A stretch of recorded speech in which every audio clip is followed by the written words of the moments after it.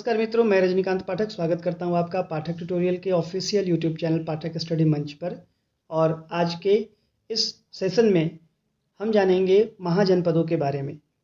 इसके पहले के सेशन जो प्राचीन भारत के हैं, जिनमें प्राग ऐतिहासिक काल, हड़प्पा संस्कृति और ऐतिहासिक स्रोत, प्राचीन भारत के ऐतिहासिक स्रोत, वैदिक सभ्यता के जो वीडियोज़ हैं, आप उन्हें देख सकते हैं, आप उन्हें चेकआउट कर सकते हैं। लिंक डिस्क्रिप्शन में दिए गए हैं।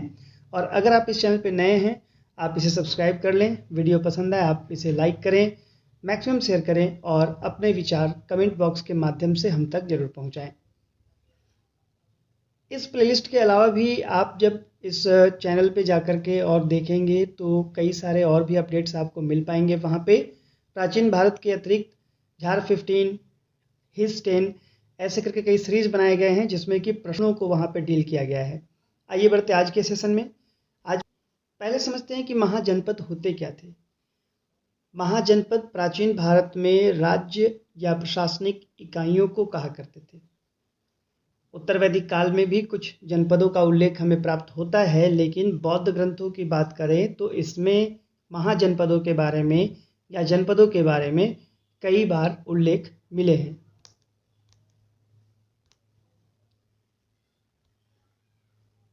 अब प्राचीन भारत के कुछ महाजनपदों के बारे में हम समझेंगे, हम जानेंगे उनके बारे में।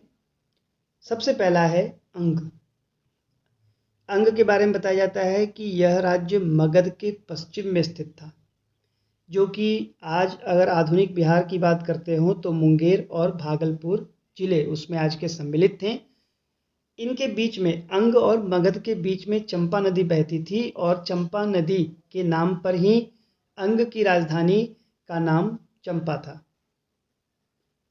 उस जमाने में ये व्यापार और सभ्यता के प्रसिद्ध केंद्र रहे थे। हालांकि अंग और मगध के बीच में हमेशा संघर्ष होता रहता था और अंत में ये स्थिति आई कि अंग मगध में विलीन हो गया। अगला जनपद है मगध। प्रशासनिक तौर पर अगर देखा जाए तो ये काफ़ी समृद्ध था। मगध जनपद, मौर्य शासक, ये सारे काफ़ी फेमस रहे हैं इतिहास में।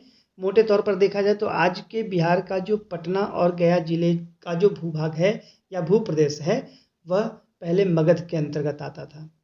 इसकी राजधानी पहले तो गिरिव्रज थी, एग्जाम्स में क्वेश्चन आते हैं, बाद में फिर राजगृह और फिर फाइनली पटना, जिसे आज हम कहते हैं पाटलिपुत्र, पहले उसका नाम था, उसको मगध की राजधानी बनाई गई थी। प्रारंभ में देखा जाए तो मगध एक छोटा राज्य था, लेकिन अपनी शक्तियों का विस्तार करते करते ये काफ़ी बड़ा होता चला गया और जैसा पहले बताया गया कि अंग को भी मगध में ही सम्मिलित कर लिया गया था। बुद्ध के काल में देखा जाए तो मगध 4 शक्तिशाली राजतंत्रों से मिलकर के बना था। अगला है काशी। काशी के बारे में कहा जाता है कि ये सर्वाधिक शक्तिशाली राज्य रहा था एक समय में, जिसकी राजधानी वाराणसी थी और ये अपने वैभव, ज्ञान और शिल्प के लिए काफ़ी प्रसिद्ध था। लेकिन अगर बात करते हो महाजनपद काल के अंत की, तो उस समय तक ये कोसल राज्य में विलीन हो गया था। पढ़ेंगे वत्स के बारे में। वत्स के लिए कहा जाता है कि गंगा नदी के दक्षिण में, काशी और कौशल के पश्चिम में यह स्थित था। इसकी राजधानी कौशाम्बी थी, जो कि उस समय में व्यापार का एक प्रसिद्ध केंद्र हुआ करती थी और इलाहाबाद से लगभग 48 किलोमीटर की दूरी पर यह स्थित है कौशाम्बी। बुद्ध के समय में बताया जाता है कि यहाँ के राजा उदयन थे, जो कि काफ़ी शक्तिशाली थे, पराक्रमी थे। उनकी मृत्यु के बाद मगध ने इस राज्य को हड़प लिया और वत्स का राज्य भी मगध में चला गया। बुद्ध के समय में जो 4 राजतंत्रों की बातें कही जाती है कि मगध 4 राजतंत्रों से मिलकर बना था, उसमें एक वत्स भी आता है। अगला है वज्जी। ये भी गंगा नदी के किनारे स्थित था, लेकिन गंगा नदी के उत्तर में था, नेपाल की पहाड़ियों तक विस्तृत था और पश्चिम में गंडक नदी से इसकी सीमा बनती थी। पूर्व में कहा जाता है कि संभवतः ये कोसी और महानंदा नदियों के तटवर्ती जंगलों तक था। सबसे मुख्य बात है कि यहाँ पे यह संघात्मक राज्य था, जिसमें कि 8 कुल थे और ये बुद्ध और महावीर के काल में अत्यंत शक्तिशाली गणराज्य था। मगध के शासक ने इसे अपने राज्य का एक प्रदेश बना लिया था, यानी कि जिन राजतंत्रों की बात की जाती है उनमें वज्जी भी सम्मिलित था। महाजनपद में अगले नंबर पर आता है कौशल। कौशल वही है जिसे अयोध्या बताई जाती है। रामायण में इसे राजरानी अयोध्या बताया गया है और प्राचीन काल में यहाँ पर दिलीप, रघु, दशरथ और श्री राम आदि सूर्यवंशियों का शासन रहा है। ये उत्तर प्रदेश, आधुनिक उत्तर प्रदेश के अवध क्षेत्र में था।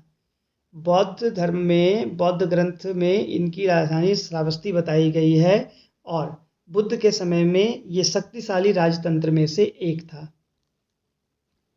अगला है अवंती। अवंती उज्जैन के भूप्रदेश में था और नर्मदा घाटी का कुछ भाग इसमें आता है। यह राज्य 2 भागों में बटा हुआ था। उत्तरी भाग के लिए जो राजधानी थी वो थी उज्जैन और दक्षिणी भाग के लिए राजधानी थी वो माहिष्मती थी। बुद्धकालीन जो एरा था, बुद्धकालीन युग जो था, उसमें यह भी एक शक्तिशाली राजतंत्र के रूप में था और बाद में इसे भी मगध राज्य में ही सम्मिलित कर लिया गया था। अगला है मल्ल। मल्ल भी 2 अलग अलग भागों में बटा हुआ था। एक की राजधानी, ये प्रश्न आता है, कुशीनारा में था और दूसरे की राजधानी जो थी वो पावा में था। मल्ल के जो लोग हुआ करते थे वो अपनी साहस और युद्ध के लिए काफ़ी फेमस थे। मल्ल राज्य अंत में मगध में ही मिला लिया गया था। अगला जनपद है पांचाल। पांचाल की बात करें तो इसका विस्तार आधुनिक बदायूं से फर्रुखाबाद जिले के रोहिलखंड और मध्य दोआब तक था। ये भी 2 भागों में था विभक्त। एक जो है वो उत्तरी पांचाल, दूसरा जो था वो दक्षिणी पांचाल। उत्तरी पांचाल की राजधानी जो थी वो अहिछत्र और दक्षिण पांचाल की राजधानी जो थी वो थी कापिल्य और यहाँ भी गणतंत्रीय व्यवस्था ही थी।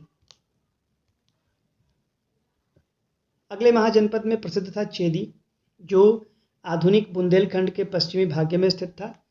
इसकी राजधानी का नाम था शक्तिमती। ये जितने भी पॉइंट्स हैं ये एग्जाम में आते हैं। बौद्ध साक्ष्य में इसे ही सोतथवती के नाम से जाना जाता है। चेदी लोगों का उल्लेख भी हमें ऋग्वेद में प्राप्त होता है। महाभारत काल में यहाँ के राजा शिशुपाल का भी उल्लेख प्राप्त होता है, जिसे भगवान श्री कृष्ण ने मारा था और उसके शासनकाल में काफ़ी उन्नत राज्य था। बाद में इस वंश की एक शाखा कलिंग में स्थापित हुई। अगला है कुरु।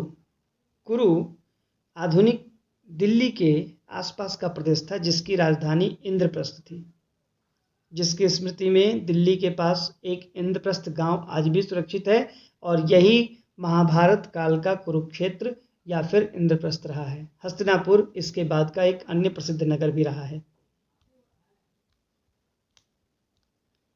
महाजनपद में आगे हम पढ़ेंगे मत्स्य के बारे में। मत्स्य आधुनिक राजस्थान के अलवर जिले के चंबल नदी तक फैला हुआ था।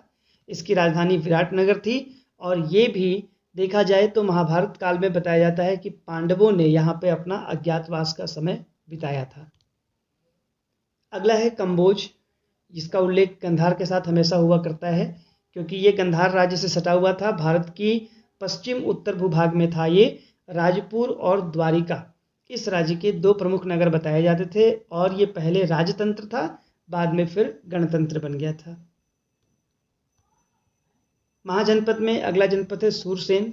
ये सूरसेन जिसकी राजधानी मथुरा भी थी।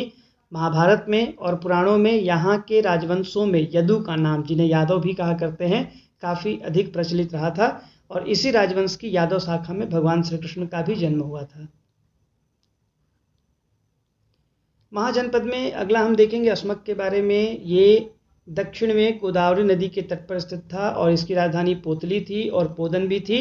ये अवंती ने इसे अपने राज्य में मिला लिया था। अगला महाजनपद है गांधार और गांधार में ये बताया जाता है कि वर्तमान के पाकिस्तान के पेशावर और रावलपिंडी के आसपास पूर्वी अफगानिस्तान में स्थित था।